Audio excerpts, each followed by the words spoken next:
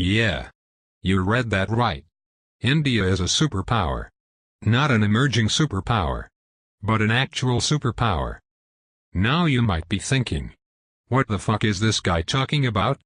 I've seen Slumdog Millionaire and therefore I know everything about India. I know it's full of slums and poor people.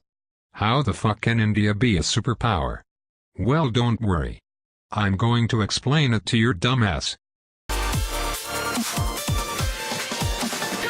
One of the main things a superpower needs is a large economy. Forget the future.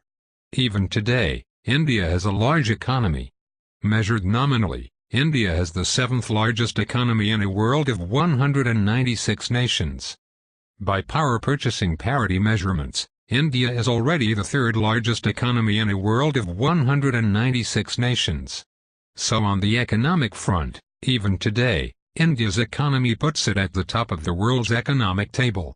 So unless you are American or Chinese, Indians are part of a bigger economy than you. Now some of you might say, I'm still richer than the average Indian, so there. And at least for the moment, that is true. But remember that the size of a nation's economy carries a lot of weight when it comes to international trade, investment and influence. In the past, those things decided which nations, and which peoples, became rich. The future will be no different. Even today, India is leveraging its economic boom to secure these elements that will improve the future livelihoods of Indians.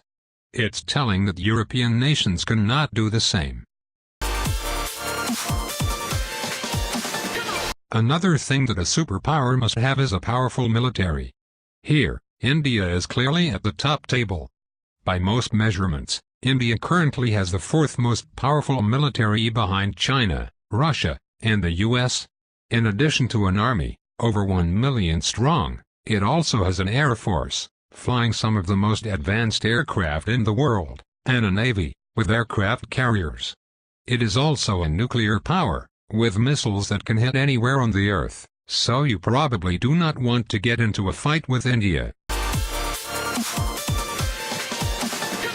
Another thing that a superpower must have is strong soft power. This is the ability to influence others in the world without having to resort to hard power, the use of military or economic sanctions. This can take many forms such as religious culture, pop culture, business brands, movies, TV, music and fashion. Although India has huge soft power potential, much like its hard power potential, it has not exploited it as much as it could have.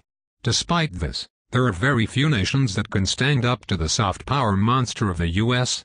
The fact that India even has its own thriving film, TV, fashion and music industries, means it is in a position to export soft power. Very few nations have the same ability. You suck! I'm going to address this issue more in a future video. But contrary to popular belief, India is actually not full of slums. There is some decent infrastructure there. And with the new government, a new drive for urbanization. Again, as its economy booms, expect grand things from India. There's no shortage of idiots. I mean, people that like to talk trash about India. That's okay. The facts will always come out eventually. And the fact is, the world's leaders are courting India for a reason. Expect more to come from this emerging giant. Haters will hate. India will rise.